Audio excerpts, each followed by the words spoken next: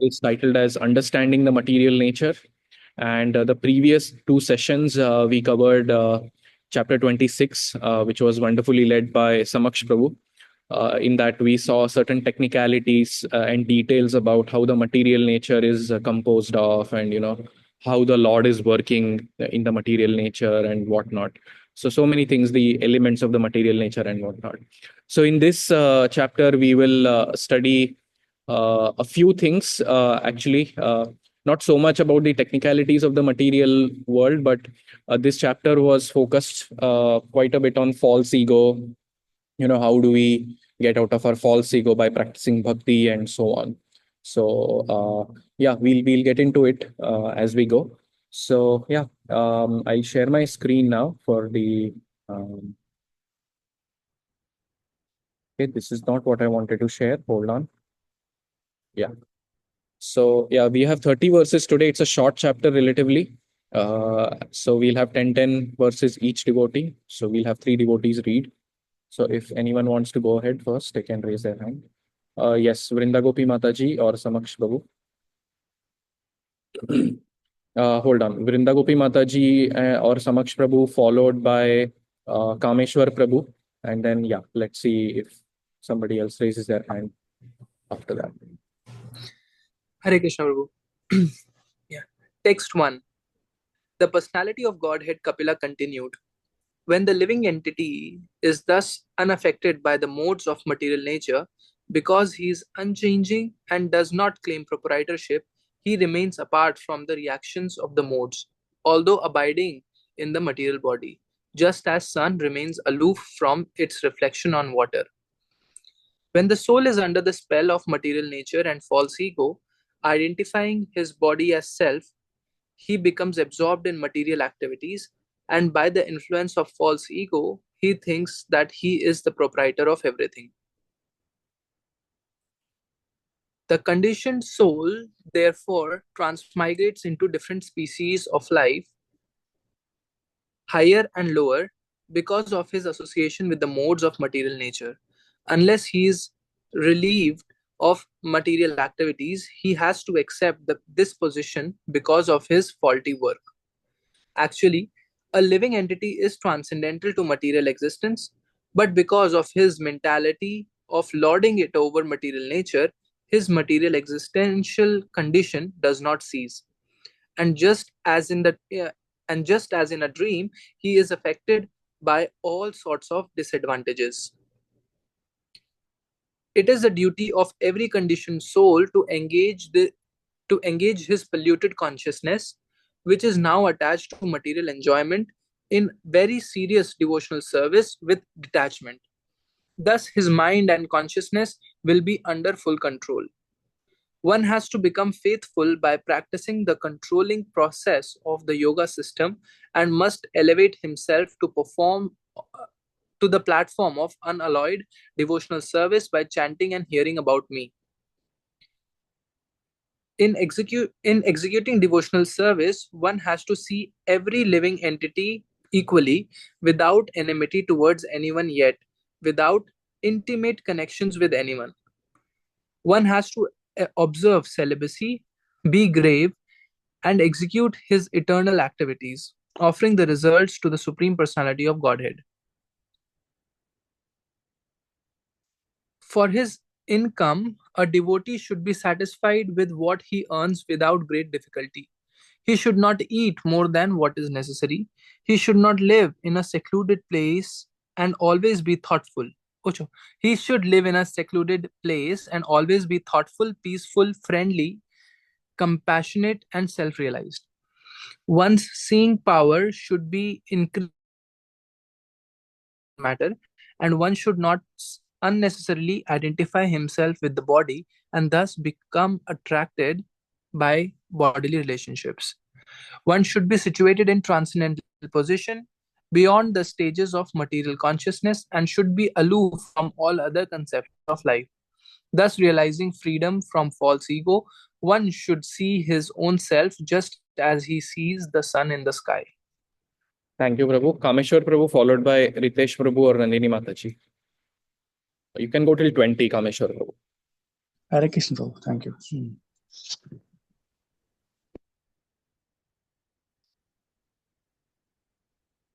A liberated soul realizes the absolute personality of Godhead, who is transcendental and who is manifest as a reflection even in the false ego. He is the support of the material cause and he enters into everything. He is absolute, one without a second, and he is the eyes of the illusory energy. The presence of the Supreme Lord can be realized just as the sun is realized first as a reflection on water and again as a second reflection on the wall of a room, although the sun itself is situated in the sky. The self-realized soul is thus reflected first in the threefold ego and then in the body, senses, and mind. Although a devotee appears to be merged in the elements, the objects of material enjoyment, the material senses and material mind and intelligence, he is understood to be awake and to be freed from the false ego. The living entity can vividly feel his existence as the seer, but because of the disappearance of the ego during the state of deep sleep, he falsely takes himself to be lost, like a man who has lost his fortune and feels distressed, thinking himself to be lost. When, by mature understanding, one can realize his individuality, then the situation he accepts under false ego becomes manifests to him. Sri Devahuti inquired, "My dear Brahmana, does material nature ever give release to the spirit soul? Since one is attracted to the other eternally, how is their separation possible? As there is no separate existence of the earth and its aroma, or of water and its taste, there cannot be any separate existence of intelligence and consciousness. Hence, even though he is the passive performer of all activities, how can there be freedom for the soul as long as material nature acts on him and binds him? Even if the great fear of bondage is avoided by mental speculation and inquiry into the fundamental principles, it may still appear again, since its cause has not ceased." Hare Krishna. Thank you. Thank you, Prabhu. Ritesh Prabhu or Mataji. Hare Krishna. The Supreme Personality of Godhead said, "One can get liberation by seriously discharging devotional service unto me, and thereby hearing for a long time about me or from me. By thus executing one's prescribed duties, there will be no reaction, and one will be freed from the contamination of matter. The devotional service has to be performed strongly, in perfect knowledge, and with transcendental vision. One must be strongly renounced and must engage in austerity and perform mystic yoga in order to be firmly fixed in self-absorption. The influence of material nature has covered the living entity, and thus it is as if the living entity were always in a blazing fire. But by the process of seriously discharging devotional service, this influence can be removed, just as wooden sticks, which cause a fire, are themselves consumed by it. By discovering the faultiness of his desiring to lord it over material nature, and by therefore giving it up, the living entity becomes independent and stands in his own glory. In the dreaming state, one's consciousness is almost covered, and one sees many inauspicious things. But when he is awakened and fully conscious, such inauspicious things cannot bewilder him. The influence of material nature cannot harm an enlightened soul, even though he engages in material activities, because he knows the truth of the Absolute, and his mind is fixed on the Supreme Personality of Godhead. When a person thus engages in devotional service and self-realization for many, many years and births, he becomes completely reluctant to enjoy any one of the material planets. even up to the highest planet, which is known as Brahmalok, he becomes fully developed in consciousness. My devotee actually becomes self-realized by my unlimited causeless mercy, and thus, when freed from all doubts, he steadily progresses towards his destined abode, which is directly under the protection of my spiritual energy of unadulterated bliss. That is the ultimate perfection goal of the living entity. After giving up the present material body, the mystic devotee goes to the transcendental abode and never comes back. When a perfect yogi's attention is no longer attracted to the byproducts of mystic powers, which are manifestations of the external energy, his progress towards me becomes unlimited, and thus the power of death cannot overcome him. Thank you. Thank you, Prabhu. Thank you, dear readers. Om Ajnanatimirandasya Jnananjanashalakaya Chakshurunmilitam Yena Tasmai Shri Gurave Namaha Shri Chaitanya Manobhishtam Sthapitam Yena Bhutale Swayam Rupa Kadamahyam Dadati Swapadantikam Vandeham Shri Guroho Shri Yuta Padakamalam Shri Gurun Vaishnavamscha Shri Rupam Sagrajatam Sahagana Raghunathanvitam Tam Sajivam Advaitam Savadutam Parijana Sahitam Krishna Chaitanya Devam Shri Radha Krishna Padan Sahagana Lalitam Shri Vishakhan Vitamscha He Krishna Karuna Sindhu Deenabandho Jagatpate Gopesha Gopika Kanta Radha Kanta Namostute Tapta Kanchana Gaurangi Shri Radhe Vrindavaneshwari Vrishabhanu Sute Devi Pranamami Hari Priye नमो महावदन्याय कृष्ण प्रेम प्रदायते कृष्णाय कृष्ण चैतन्य नामिने गौरत्विषे नमः वाञ्छाकल्पतरुभ्यश्च कृपा सिन्धुभ्य एव च पतितानां पावनेभ्यो वैष्णवेभ्यो नमो नमः जय श्री कृष्ण चैतन्य प्रभु नित्यानंद श्री अद्वैत गदाधर श्रीवासादि गौरभक्तवृंद हरे कृष्ण कृष्ण कृष्ण हरे हरे हरे राम राम राम हरे हरे मुकं करोति वाचालं पंगुं लंघायते गिरिं यत्कृपातमहं वन्दे श्रीगुरुं दीनतारणं नमः ओं विष्णुपदाय कृष्णप्रेष्ठाय भूतले श्रीमते भक्तिवेदान्तस्वामिनिति नामिने नमस्ते सारस्वते देवे गौरवाणी प्रचारिणे निर्विशेषशून्यवादी पाश्चात्यदेशतारिणे. So thank you, dear devotees, again for reading this chapter. Very short and sweet chapter, and a lot of lessons in the purports. Actually, Prabhupada goes into quite a bit of detail about false ego and things like that. So, scriptures, they have some very technical parts, like the last chapter that we read, and some upcoming chapters also, and even the other sections that we'll be reading in the future. They have very technical parts, and we may not find them very I guess tasteful to read. Like, we might get bored, or the mind might push us into a kind of fatigue to read those chapters.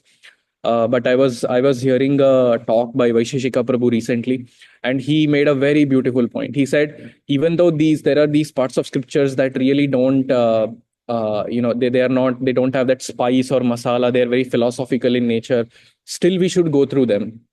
And he gave a very beautiful analogy.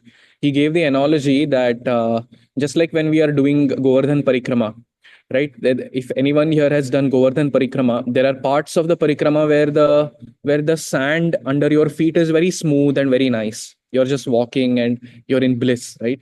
But there are some parts of the Parikrama where the land is very thorny, or it could be very rough under your feet, but you still go through it. You still go through it to complete the Parikrama, right? In that sense, in that way, we should still go through these technical parts, which are in this Bhagavatam, which is the Amal Puran, which has been mercifully given to us by Shukadev Goswami, and to us directly by Prabhupada, right? But anyway, this is a very beautiful chapter, understanding material nature. And there are so many themes. I posted on the group also in brief what we are going to discuss today. But just to begin, to kick off, can everyone see my screen, by the way? The first slide, understanding material nature. We can see both your screens, bro. Presenter view and the other one. Acha. Okay, hold on.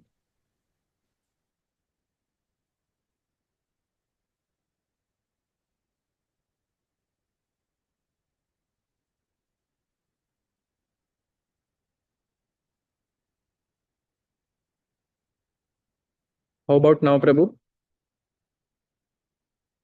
Only the Perfect now. Yeah.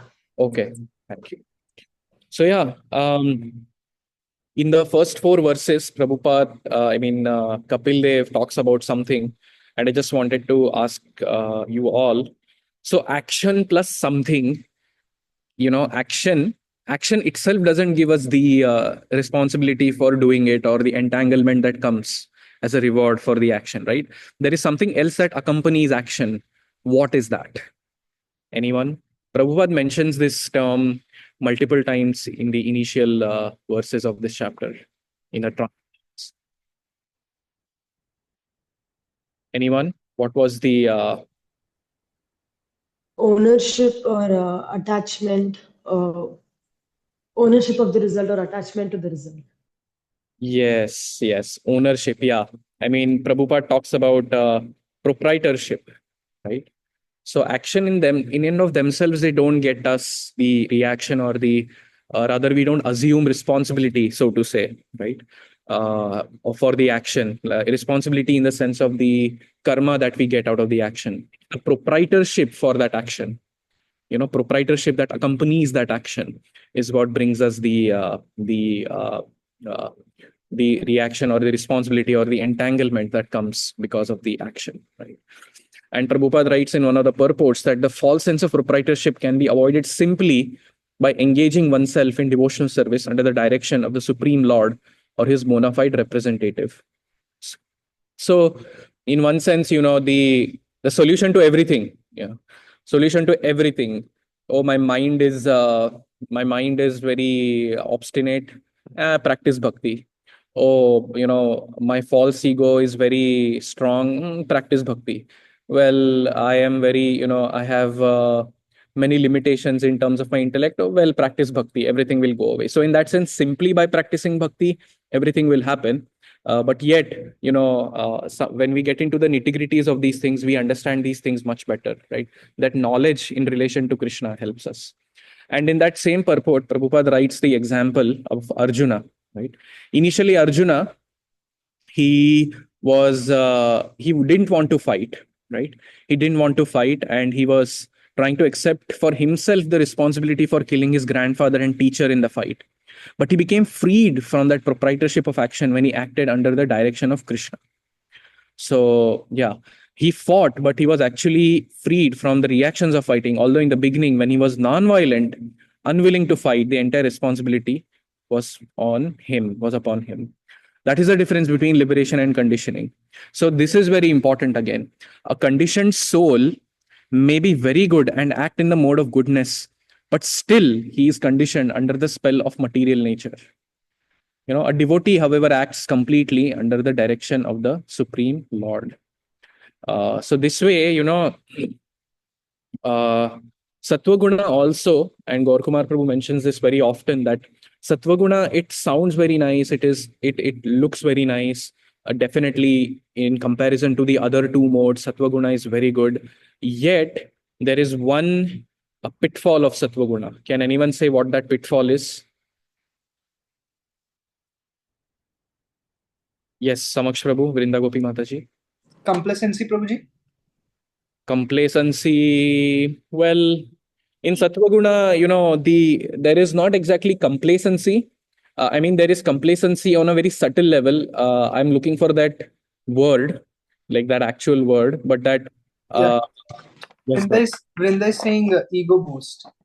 Ego boost. Yes. What is another word for that ego boost? Pride. Right. Exactly. So Sattva Guna, the pitfall of Sattva Guna is pride. And so, yeah, that is what Prabhupada is saying here. A conditioned soul may be very good and act in the mode of goodness, but still he is conditioned under the spell of material nature. And I've seen this practically in my life. When I became a devotee, I used to live with one friend, and he's like, till then, up until then, he was the most sattvic person I had ever seen in my life. Very sattvic, and he would do brilliant in studies.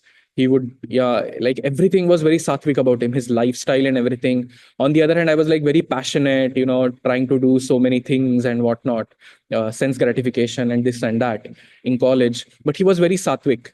And then we would even read Bhagavad Gita, right? But the reading of Bhagavad Gita also it was like, perhaps at least that was my interpretation about him. I can't like judge what is going on in his mind. But what my interpretation was, yes, it was a sattvic activity for him. It was a good knowledge acquiring activity for him.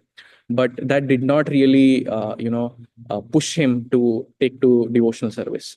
So, that sattva guna actually can become a binding force. It can, if you have the right association and the right consciousness, that sattva guna can become the springboard towards transcendence. But at the same time, if not checked, then that sattva guna can become a binding force and keep us bound to it. And this can go on for lifetimes, actually. That's what I wanted to share here. Any thoughts here, dear devotees? Samaksh Prabhu, Vrinda Gopi Mataji, you okay?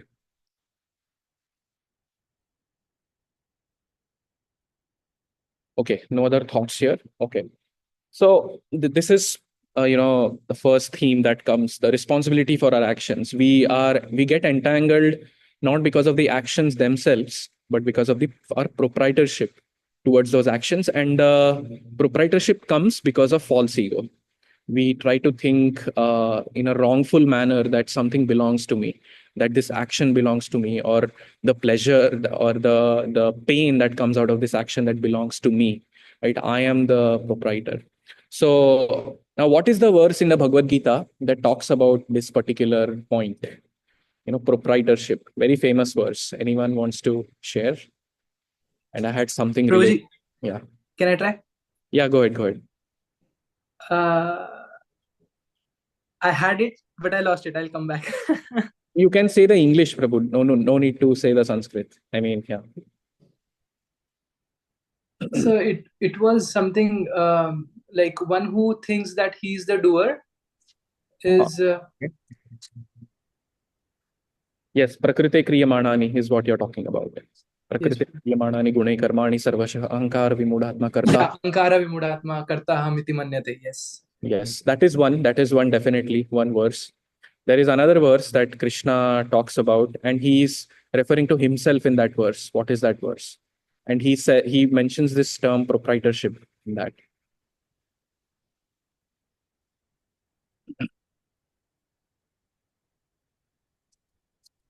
Okay, going once, going twice. Okay, another clue. That verse comes in the first 6 chapters of the Gita. Okay. Sorry? Karan is saying Bhoktaram Yagya Tapasam. Yes. That I was looking for that very verse. Now, I was reflecting on that verse for a little while, and I was trying to think how this verse might, how a conditioned soul might respond to this verse, right? Because of the false ego, right? So, in the first line of the verse, so this is, think of this like a dialogue between Krishna and a conditioned jiva, okay? Conditioned jiva who is partially or fully covered by false ego, or maybe partially covered by false ego, because this jiva, he's accepting Krishna's words as true. And from there, he's, he or she is saying the dialogues that they are saying here, okay? So the first line, Bhoktaram Yagya Tapasam, okay? So it means I am the beneficiary of all sacrifices and penances, is what Krishna says. Now, a conditioned soul, covered by the false ego, what could be a possible response? The conditioned soul accepts that, yes, Krishna, you are the beneficiary of sacrifices and penances. But what could be one response of that conditioned soul to this line that Krishna is saying? I am the beneficiary of all sacrifices and penances. Yes, anyone?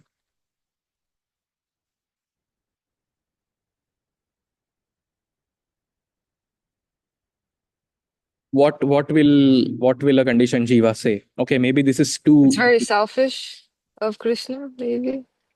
It's very selfish of Krishna. That is one thing. Yes. Yeah. Okay, I'll go ahead. So the condition is, so yes, Sindhu Kanya Mataji, that is also one thing that the person would say. But then let's say he still he agrees that okay, Krishna is not, he's okay, he's there. I mean, maybe he's not that selfish. Maybe there is a possibility that he's actually good. But then this is what the person will say. Sure, no worries, but I'm sacrificing something that I own. Right? Krishna is saying I'm the beneficiary of all sacrifices. Okay, Krishna, but I'm sacrificing something that I own, right? And you're saying that you're the beneficiary of all penances also. And but I am the one doing the penance, right? So yeah, so I am still involved here, right? Is what the conditioned jiva would say. Now, in response to this, Krishna will say, Sarva Loka Maheshwaram. Nope, I am the Lord of the entire world, and the ability in man also come from me, is what Krishna will say. Right? Now, well, okay. Now, this at least is a response to the, the I own statement of the conditioned jiva. Now, the jiva understands that, okay, this, whatever I'm sacrificing is not actually mine. Why? Because Krishna is Sarvaloka Maheshwaram and the abilities are coming from Krishna, right? Now, the jiva will think, oh my God, am I doomed now? Where does that leave me, right? And in response to that, what does Krishna say? Anyone? In response to this, what does Krishna say? Suradam Sarvabhutanam. Yes, Suridam Sarva Bhutanam. So don't worry, I'm your eternal well-wishing friend. Well-wishing. So yeah, so and then this is when that makes me peaceful, right? So this is just one perspective about the Bhagavad Gita 5.29 verse. Please correct me here if I'm wrong, but yeah. Any reflections on this before we move ahead?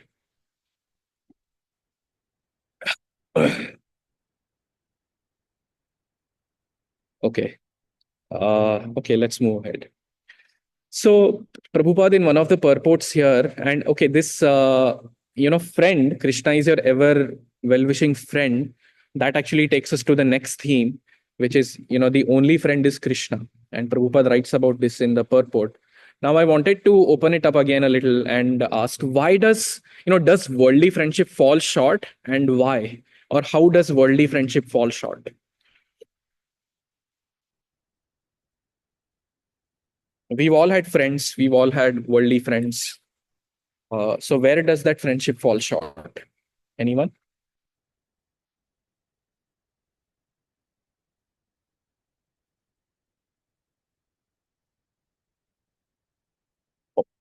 Yeah, chats. Expectations, yes.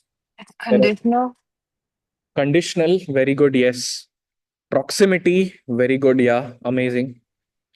So these are all limitations of worldly friendship, right? Also limited by time. Limited by time, yes, very, very important. Temporary. Yeah, I might reciprocate with a friend, then that will end at some point, and if not, then finally at the point of death. There's no way friends will know what is best for us. Well, yeah, that is true on an ultimate level for sure. And although on a practical on a practical transactional level, maybe the friends might know what is good for us, they may correct us in that sense, but yeah, in an ultimate sense, they wouldn't know what is best for us. So what Prabhupada writes is, so Prabhupada, he is very direct here. He just says, just give up this whole consciousness that I'm a great friend to someone. Just give it up, he's saying, right? So here he's saying the only friend is Krishna. Once you try to raise the consciousness of the conditioned soul to the platform of understanding that Krishna is his actual friend. If one makes friendship with Krishna, one will never be cheated and he will get all help needed. Arousing this consciousness of the conditioned soul is the greatest service, not posing oneself as a great friend of another living entity. So very strong words by Prabhupada. He's saying, just give up this, I'm a great friend and whatnot. So, and then he mentions all the points that you mentioned in your answers here. The power of friendship is limited. Although one claims to be a friend, he cannot be a friend unlimitedly. So that's temporariness. There are an unlimited number of living entities and our resources are limited, right? Resources include, our ability to be at a place, or, resources include so many other things, right? What can we do for the other person? So therefore, we cannot be of any real benefit to the people in general. The best service to the people in general is to awaken them to Krishna consciousness, and so on. Prabhupada writes in the purport. I was reflecting on this again, and one of the important things that pure devotees wish for, and this is really interesting. In the first canto of Srimad Bhagavatam, there is a verse by Parikshit Maharaj. He says he is talking about the possibility of not achieving perfection in Krishna consciousness. So that verse is Punascha bhuyad bhagavatyanante rati prasangascha tad ashrayeshu mahatsu yam upayami shrishtim maitriyastu sarvatra namo dvijebhyah. So he's saying, if I have to continue living in this material world, dear Lord, then I wish for these three things. What are those three things? He says one is, Punascha bhuyat bhagavatayante rati prasangas chatad ashrayeshu. I want attraction to your devotional service, right? Mahatsu yam upayami srishtim. I don't remember the translation of this, the second thing. But the third thing that he mentions is maitri astu sarvatra namo dvijebhya. He is asking for friendly relationships among living beings, and he's asking for the association. Actually, I think the second one is that he's asking for the association of devotees of the Lord, right? And he's asking for friendly relationships between everyone, between him and the other living entities. So I was just contrasting, and not only him, at multiple places within the Bhagavatam, pure devotees are asking for friendly relationships with the devotees, right? So the friendship with devotees is in a different category, is what I could conclude, right? Yes, it's the friendship with devotees is on a worldly level, agreed. It's on a worldly level, but the friendship with devotees is for the purpose of connecting to the true friend, that is Krishna. And Radhanath Maharaj, in a recent lecture I was hearing, he mentioned something very beautiful. He said that why do we grieve when a devotee passes away, or why do we feel sad when a devotee is going through some physical calamity, right? The reason we do that is, one thing is, in the path of bhakti, we don't consider these material, physical realities as being an illusion, as being untrue. That is one thing. And the second thing is, these bodies that we have, these physical bodies that we have, they are actually the medium for us to exchange, loving relationships with each other, with Krishna in the center. Machchitta madgata prana bodhayantah parasparam kathayantascha mam nityam tushyanti cha ramanti cha. Right? So in order to do that machchitta madgata prana, in order to do that exchange, the love of Krishna between each other, we need this medium of, it's not that we need it, but we do it on a conditional level through the medium of our bodies. So in that sense, yes, these friendships that we have with devotees, which do seem to be on a worldly level, but are actually very, very important, and they are of a different caliber altogether. They are of a spiritual caliber, right? Yes. Any thoughts on this point about friendship?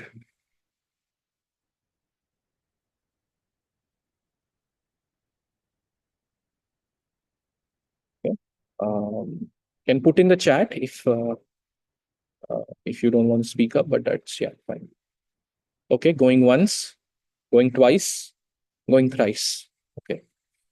Okay, moving on, right? This was the point about friendship, the only true friend being Krishna, right? And my personal addition to it is that, those who take us to Krishna are also our true friends. Yes, Nandini Mataji, Ritesh Prabhu, any thoughts here? Yes, I have a question about, does it include not even having friends who we can talk to, and probably they're not devotees, but we can somehow get them into knowing about Krishna? Yes. So where does that come? Yeah. It's a very good point, Prabhu. Yeah. I was going to mention it in one of the subsequent points, but I'll still mention it right now. So, yes, we have to see how those friendships are impacting us, right? Prabhupada writes in a purport in this very chapter that if somebody is innocent and somebody is open to bhakti, right? May not be open to bhakti directly, but they're open to hearing some good advice, or not even good advice. Maybe they're open to hearing some good things about spiritual life, about Krishna consciousness, and we feel that they are, they are innocent in that sense, right?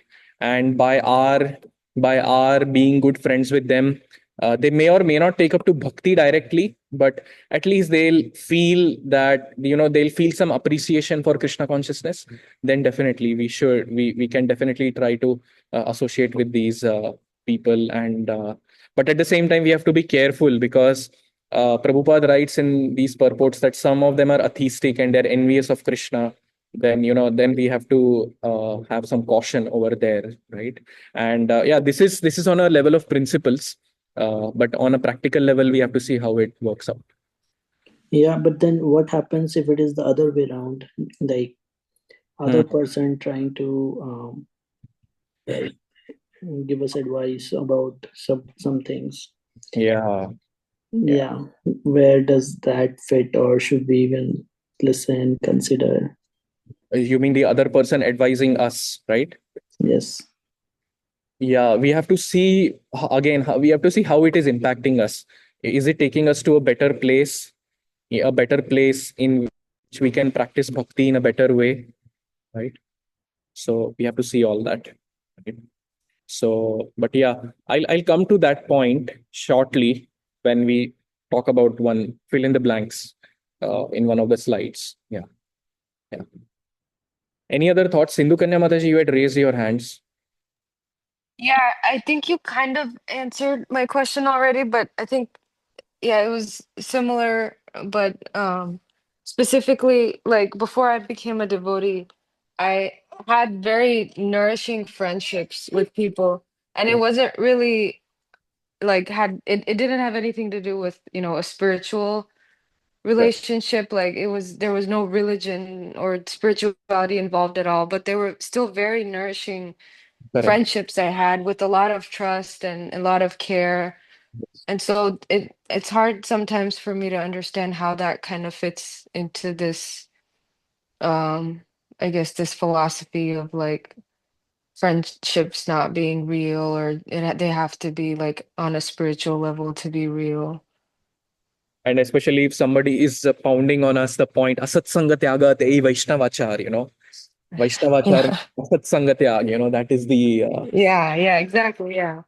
so yeah, definitely. The thing is, even I agree with you, and I have the same thought. I have the same experience, that I have had very deep, very nice friendships in the past, and I look at those friendships as being a pathway for me to come to a place where I could take to Krishna consciousness. Imagine if we had friends who were all very, they were just taking from us, and there was no depth in the relationship. We would always be so disturbed, right? And I have had such friendships also, the bad ones also, right? But then the good ones, definitely, I think of those friendships as, bringing me to that point where, yes, I'm at a place where I'm nourished enough, and I'm ready to look at something higher, right? In that Mhm. sense, we should be even grateful to such friends, actually. So yeah. Yeah. Okay. Yeah, that makes sense. Sorry, you were saying something, Mataji? No, this is sorry, it's Girija trying to talk. Very well, Giri Sharma. Yes. Gaur Kumar Prabhu, you have something to say, Prabhu, please. Yes, Prabhu. So we have to understand this in the right context, because if we all become very strict and we say that we should have only friends who are Krishna conscious, really think back about it, that means this movement would not have existed. Do you know why? Because when Prabhupada was introduced to Krishna consciousness by his friend, does anybody remember his name? Narendranath Mullik. Yes. So at that time, Prabhupada was not a devotee, he was a Gandhian. So Mm. Narendranath could have said, oh, this person is a Gandhian, he's a Karmi, I'm not going to associate with him. But what did he do? He actually bought Prabhupada to meet Bhaktisiddhanta Saraswati Thakur. So like that, we should also be compassionate. And if we have friends who are not Krishna conscious, then at least talk or bring topics about spirituality in a very nice way, in a very mature way. I mean, you don't have to keep pounding the philosophy, but you can also interact with them at their level and then slowly but surely take them to the next level if possible. So Yes. that's my 2 cents, Prabhu. And I'm reading Salted Bread right now. And the entire Russia movement happened because someone introduced one of them, who was actually a Karmi at that time, to Krishna consciousness. And if you think about it, in all our lives, somebody, when we were non-spiritualists, somebody actually took us into the movement. So, yeah, just wanted to mention this. Haribol. Thank you, Prabhu. Very valuable. Yeah, I too feel we should talk. We should talk with friends, and but that should not be the only. It should not end up becoming like a gratification.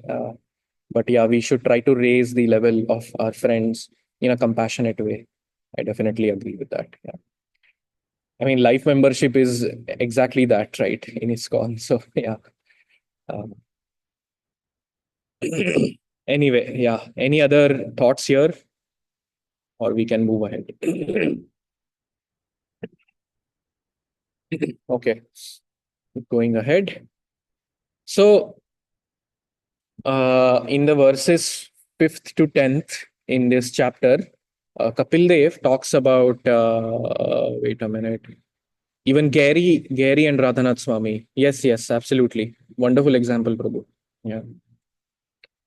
Yeah, and Maharaj, this was, I think, during his 50th birthday or something, during his Vyas Puja. Gary Prabhu was there, for that celebration, and Maharaj spoke so nicely about him. And yeah, it was such a wonderful exchange to see, to witness, actually. So, you want to share anything else about that, Vallabh Chaitanya Prabhu? No, Prabhuji, just the same point what Gaur Kumar Prabhu was saying. Thank you, dear devotees. So, moving ahead. So, this verses 5 to 10 talk about how a devotee should live in this world. And this is really interesting. And we'll note each point down and discuss some of these points. Okay. Yeah. So, the first thing that Kapil Muni mentions here is practice the controlling process of yoga system. Okay. And Prabhupada writes in the purport that, yoga system consists of yama, niyama, asana, and all that Ashtanga principles. But then he writes that these yogic principles, yoga practices, are not the be all and end all of spiritual life. They bring us to a point of equanimity. They bring us to a certain point of mind control. And with that, we can practice bhakti. Bhakti is the ultimate thing. And that Brahma Bhuta Prasannatma na shochati na kankshati yahasa sarveshu bhuteshu mad bhaktim labhate param, right? So what happens at this Brahma Bhuta stage, right? So na shochati na kankshati, there is no lamentation, there is no lamentation, there is no expectation. Na shochati na akanksha, there is no false hope and things like that. Adhyasa sarveshu bhuteshu, seeing everybody as equally equal entities. And what happens at that point? Mad bhaktim labhate param, Krishna says. From this point, you can practice bhakti. Not you can practice bhakti only from this point, but rather practicing bhakti from this point is a very easy process, because already that mind's turbulence has been controlled, right? Now, this practice, the controlling process of yoga system, it may not translate in our practical spiritual life, in our practical sadhaka life as, doing the Ashtanga yoga systems, right? It may not be like that. But there are certain yogic principles that we do follow as devotees. We follow principles like, fasting during Ekadashis, or, that famous tape of Prabhupada, he's chanting with some devotees and then he suddenly says, sit properly, So it's not that we can just sit anyhow and chant, all that. So those things are there. These simple yogic things, bringing back the mind to the mantra if it wanders away and so on. Right? So these simple yogic principles are there, with which we are showing our desire to at least control our mind, right? And with that, I guess, foundation, that backdrop, we can that love becomes more smoother. That exchange of love with Krishna becomes smoother. This is one thing what he says, Kapil Muni. Practice the controlling process of yoga system.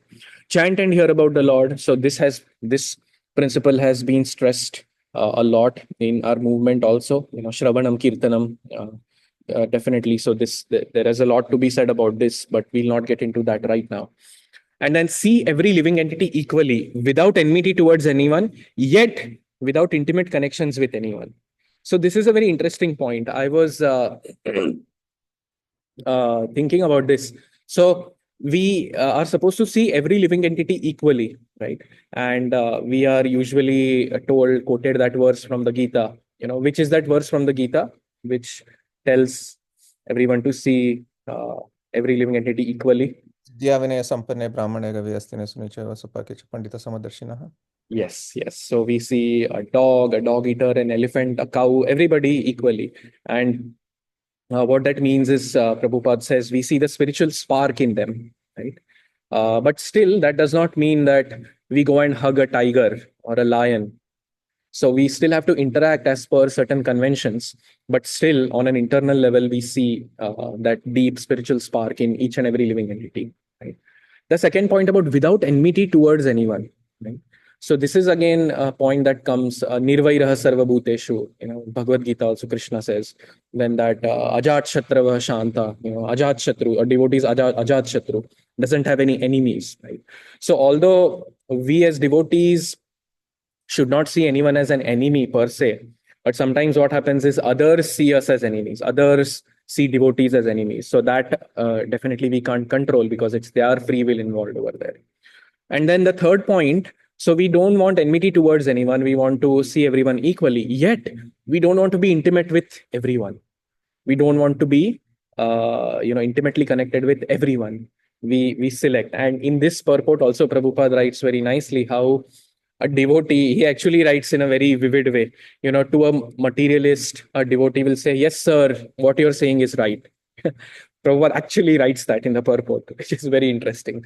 But then internally, the devotee knows that yes, my intimacy, my intimate connections are with devotees of Krishna. But now this going back to that point about friendship, about what so many of you mentioned, Prabhupada writes in that purport, purport to the 8th verse of the 27th chapter, a devotee should, however, have compassion for persons who are innocent, who are neither atheistic nor very much advanced in spiritual realization. A devotee should be compassionate towards them and instruct them as far as possible in making advancement in Krishna consciousness. So actually, let me show that. So it will be nice. Purport 8. Yeah. Yeah. A devotee, yeah, this is that point he may say, "Yes, sir, what you say is all right," but he is not intimate with them. A devotee should, however, have compassion for persons who are innocent, who are neither atheistic nor very much advanced in spiritual realization.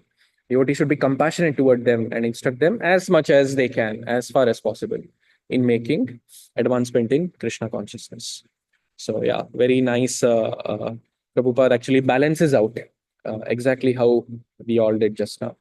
So anyway, this is one point. We'll not get into this point right now because we've already discussed this quite a bit. So we'll move ahead. One has to observe celibacy. So Prabhupada writes here that celibacy could mean celibacy in the renounced order of life, or celibacy could mean the regulated life of sense gratification, which is grihasthashram, right? So Prabhupada writes that is also a kind of celibacy.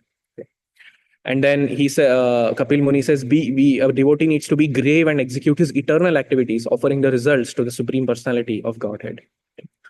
Then, now this is something again very interesting.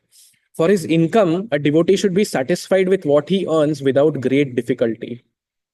So, there is that verse in Bhagavatam, Tassaiva heto prayateta kovido. Prabhupada also talks about that verse in this purport. Excuse me. So he said, the verse basically says, like, we don't aspire for distress. It's not like we work for distress so that distress should come upon us. No, distress just comes upon us uninvited. Similarly, that verse says in Bhagavatam that happiness will also come uninvited, right? So there is no need to endeavor hard for them, right? No need to endeavor hard for them. And basically that verse says that we should not be too attached to these things, but put our eyes on the higher principle of Krishna consciousness, right? Now I was again thinking about this point as practicing devotees. A lot of us are working. We work and we get salaries. We get an income that we use to maintain our families and whatnot, ourselves and our families, right? And how does this translate to us, right? Now, so I was thinking, yes, we should not be endeavoring hard for maybe for unrealistically hard for these things, but it's not that we should not endeavor, is what I felt. So yeah, it's not that we endeavor so hard for these things that Krishna consciousness takes a side, goes to the sidelines, and work just becomes the only thing, right? So that is one thing here. And interestingly about income, right? So what are the four things that Kunti Maharani says are hindrances to devotional service? Can anyone tell?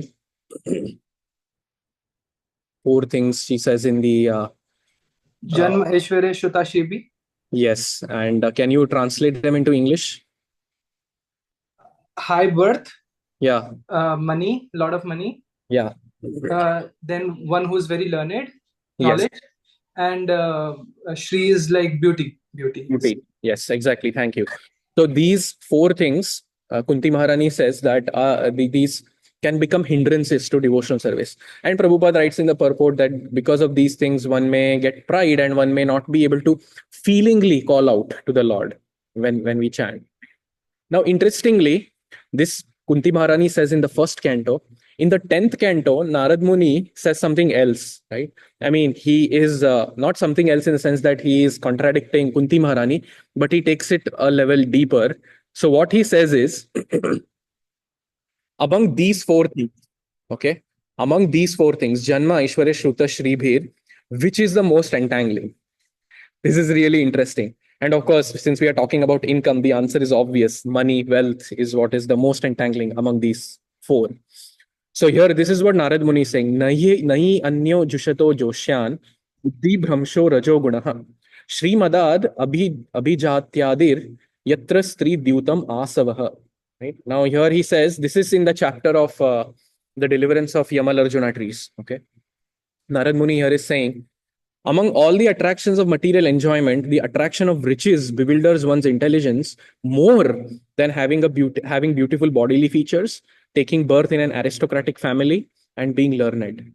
When one is uneducated but falsely puffed up by wealth, the result is that one engages his wealth in enjoying wine, women, and gambling. Again, this is very extreme, of course, but the principle remains that Narad Muni is saying here that among these four, wealth and the comforts that it brings along with it is very entangling. Any thoughts here? Please correct me if I'm going too extreme. I don't want to speak something unrealistic and yeah. Yes. Any thoughts here, dear devotees? Okay. Moving on. I just have one thought, Prabhu. Yes, please. So many times when wealthy people or people who are very ambitious went to a spiritualist, the spiritualist typically says, okay, if you're really wealthy, you can actually continue doing what you're doing. So two examples that come to mind is the Beatles. When George Harrison went and to Srila Prabhupada and he said, Prabhupada, I just want to join the movement. I want to shave up and join right now. So Prabhupada looked at him and said, no, you should continue what you're doing. And a more recent example is when Yashoda Dulal Prabhu, many years ago, went to Radhanath Swami and said, Maharaj, I'm done with all this material wealth. I just want to give it up, give up my job, everything, and I just want to join the Chaupati ashram. Then at that time, Maharaj said, no, you should continue doing what you're doing and you should not give up. Even though both Beatles and Yashoda Dulal Prabhu, they were putting a lot of effort, actually. It was not something that was coming easily to them. They were putting a lot of effort and they were advised to continue what they were doing. If they're ambitious, yes, you continue being ambitious, but use your fruits in the service of the Lord. So just want to throw it out there to balance some of the points, because I don't want people to think that, oh, I should just give up everything. If it's not coming easy for me, I should not try hard, and so on. Very well. Thank you, Prabhu. Thank you for balancing it out. It's exactly what I want to come out of these discussions. Yeah. Vallabh Chaitanya Prabhu, yes. Yeah, I was reading in Mahabharata that, when Sanjay goes to the Pandavas in Virat, so in the end, he says to Yudhishthir Maharaj that, you are wise, you are very learned, you are very intelligent. So if Duryodhan is not able to understand and so many people will die, then at least you can prevent this war by not fighting and going on and just living by bare minimum, begging or however in a hut or a very small place like that. And then Krishna says that that there are two schools of thought here. That one is that you renounce everything and live like a sage. Another is you do your duty and also practice devotion. And then Krishna says the latter one is the one that I prefer. And same to Arjun also, like what Gorkmara was saying, like Yashoda Lalu and Beatles. Even Arjun also said that I want to give up. I don't need the kingdom. What is the use of such a kingdom? So much of wealth. Yeah. So I heard this that Krishna actually wants his own people to rule the world or be in those positions.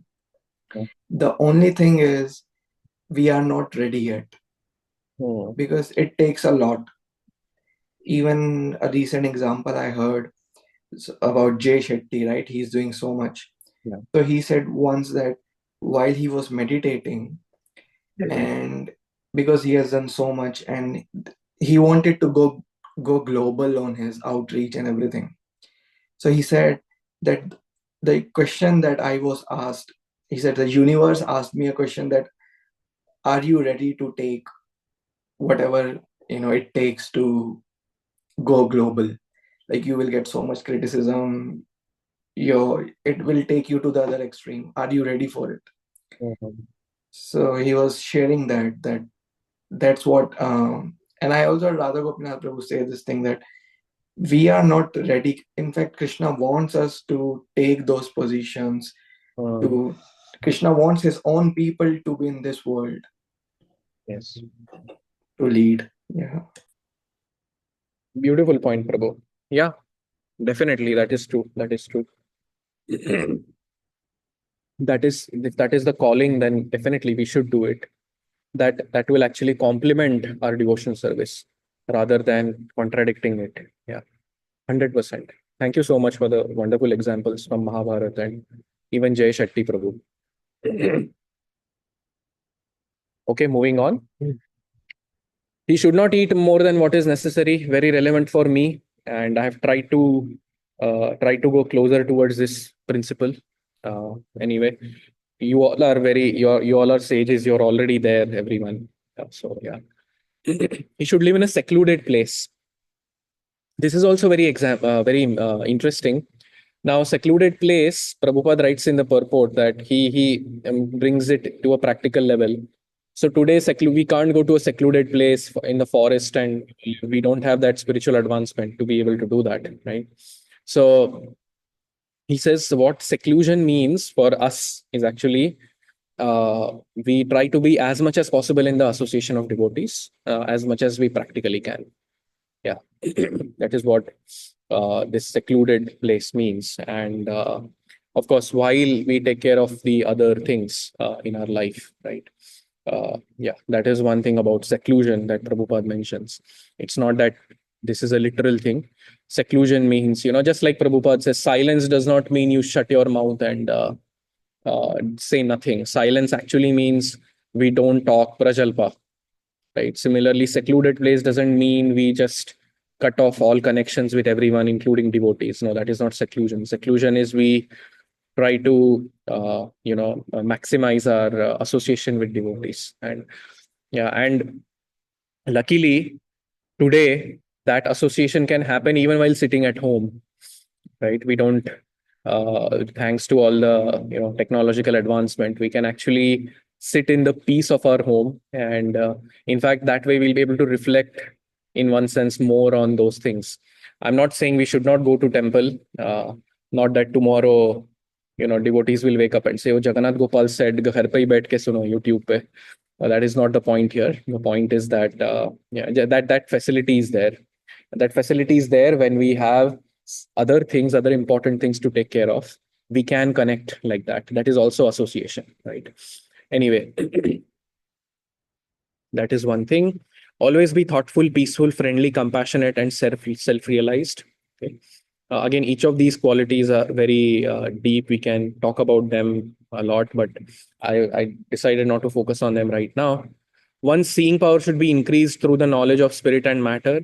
Yes, so this is also something that it's not that after we spend a few years in bhakti, the knowledge of the soul and the body, it becomes like it's very preliminary. No, that's not it.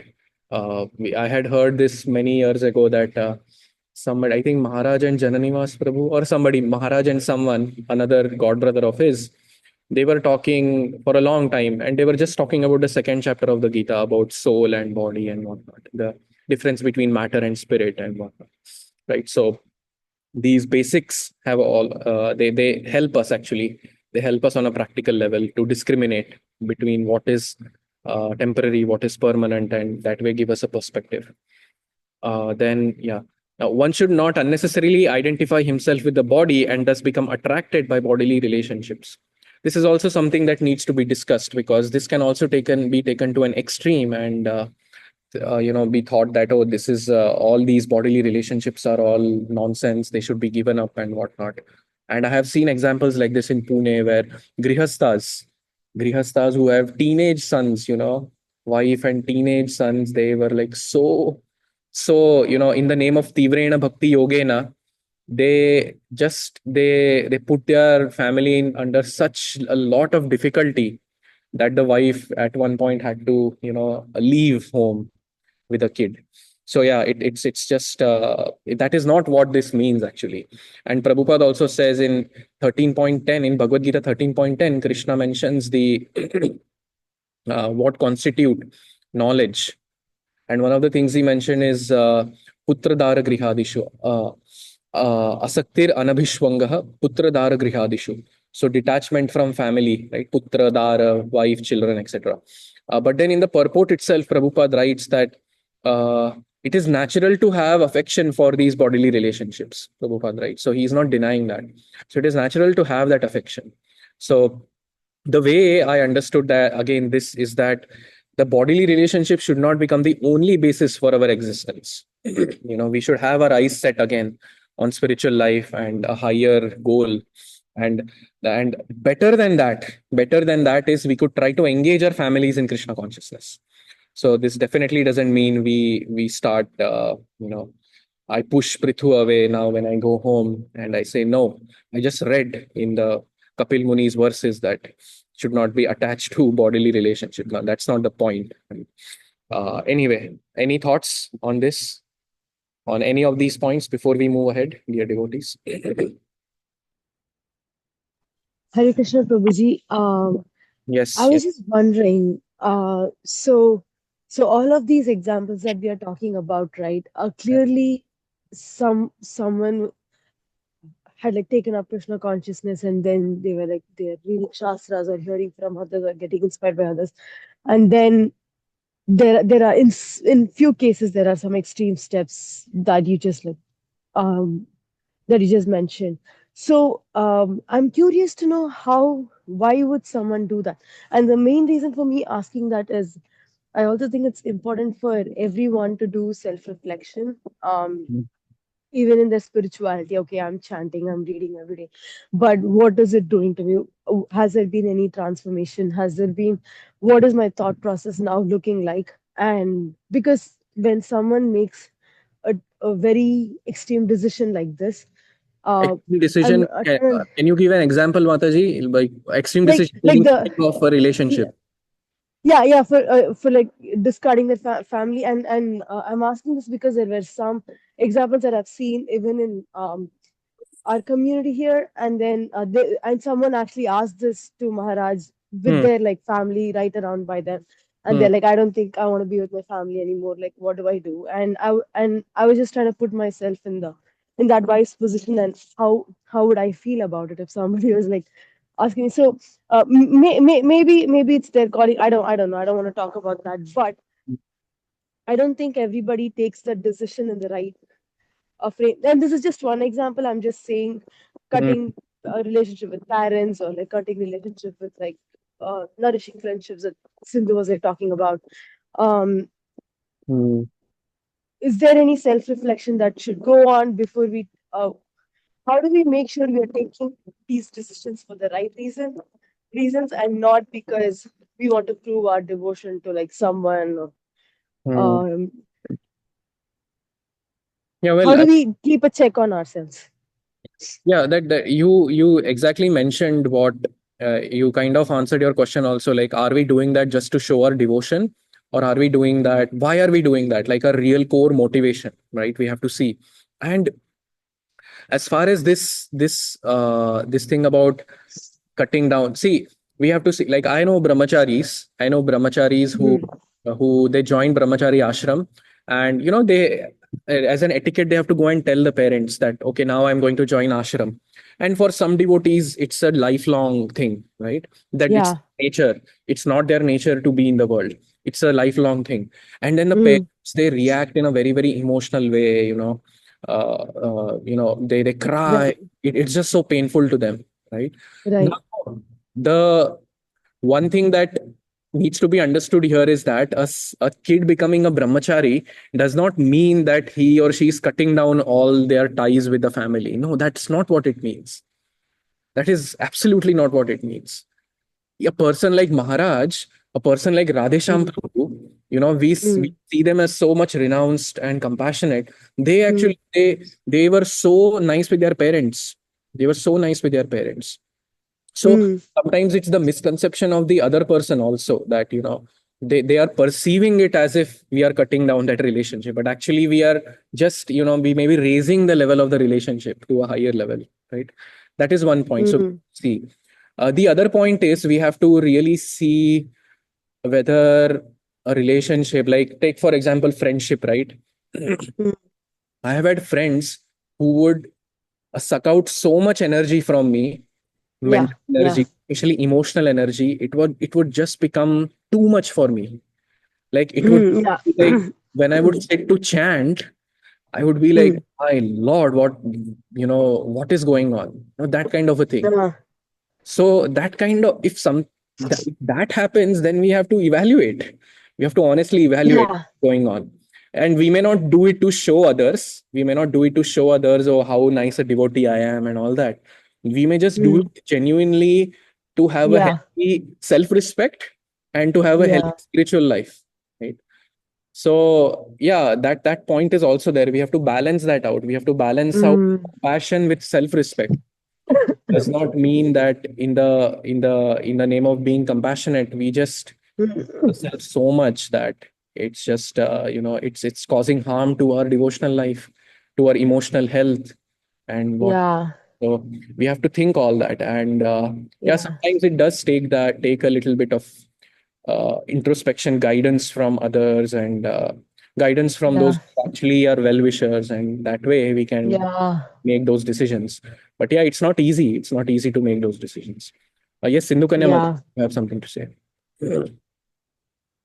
Yeah, I was just gonna say, like Leika was saying, you should self-reflect, why Hmm. it's important to self-reflect, what your intentions are.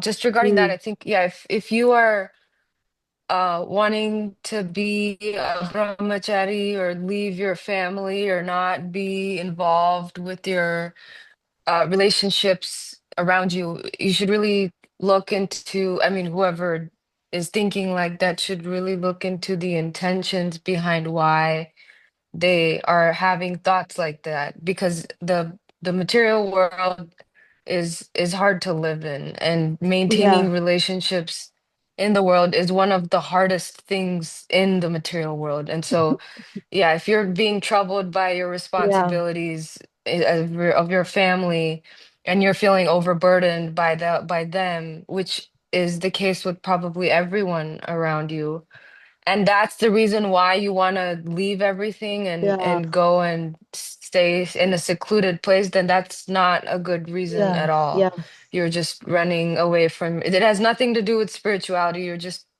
trying to find a way to get out of your yeah, responsibilities. That's just what I feel. yeah. Yeah, I agree with both of you. I think so. The core takeaway from this is okay.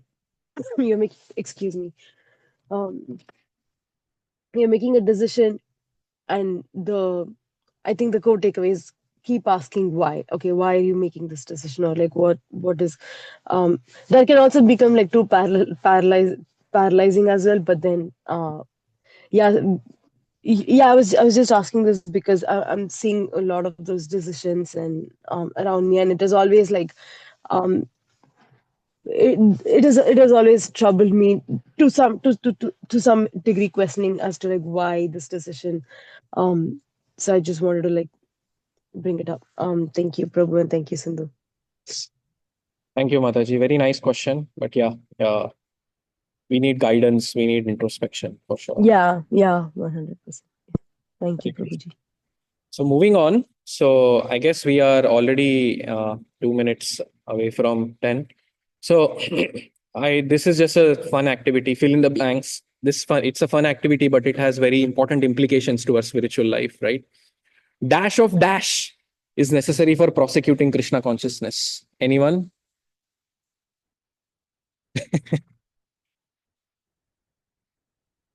Dash of dash. Devotee of Krishna. Yeah. Good one, Prabhu. Good one. Devotee of Krishna is necessary. Yes, definitely. Something else is necessary. Even when that devotee of Krishna is there, sometimes we may not be in a space where we'll be able to practice Krishna consciousness nicely. So what is that? Lot of determination. Lot of determination. Nice. I love how all possibilities are coming up over here. Life of devotion. Oh, awesome. Life of devotion. Mercy of devotee. Sorry? Mercy of devotee. Mercy of devotee. Yes, 100%. 100%. Well, when I did this, I never thought there would be so many possibilities, but it's good. It's so good. It's good. But anyway, I'll give you one clue. I'll do one of the blank, fill in one of the blanks. So, yes. Now, can you say piece of dash is necessary for? Huh? Peace of mind. Yes. Peace of mind is necessary for prosecuting Krishna consciousness. Prabhupada writes in one of the purports in this chapter, actually. And yeah, so again, going back to that, right? Going back to the topic about relationships, we have to see, yes, is my peace of mind getting thwarted to such an extent that I'm not able to practice bhakti properly, right? Yes, every responsibility comes with certain anxiety. Agreed, definitely. It's not easy, for example, to raise a child, and I can definitely allude to that. So will Sindhu Kanya Mataji and so many Gaur Kumar Prabhu and Kameshwar Prabhu here, and who else? Who else? Let me see. Who else has kids? Nitya Mataji. Yeah, it's not easy to raise kids. So, but yeah, then that peace of mind is thwarted to an extent there, definitely. But then again, we have to see, whether we at least have some peace of mind to practice bhakti for that particular period of time, be it, the 2 hours of japa that we have or whatever. But yes, it's a principle. Peace of mind is necessary for prosecuting Krishna consciousness. And this is told when devotees decide their ashram, brahmachari ashram or grihastha ashram. It's not that we want to serve the mission by directly being in the temple and directly serving under the guru full time. That's why I let go of the peace of my mind and practice bhakti. No, that's not it. If we are suited for grihastha ashram, then that's where we have to be. Something like that. Anyway, this is a principle. It has implications which we have to think. We are out of time. but there is this vision of a liberated soul. I quickly cover the remaining slides. So, so here one important point Prabhupada makes and Kapil Dev makes is that a liberated soul realizes the absolute personality of Godhead, even manifesting as a reflection even in the false ego. This was really interesting. I wanted to discuss with you all this point. So what Kapil Dev writes is that um, the sun, how do you initially, like the sun is reflected in a room through the heat and the light, right? So through the heat and the light, which are the energies of the sun, we understand that the sun exists. So similarly, false ego is one of the energies of the Lord, Bhinna Prakriti, right? Ahankara, what is that? Bhinna Prakriti Rashtada, right? Bhumirapo nalo ayukham mano buddhirehecha ahankar iti yamme, right?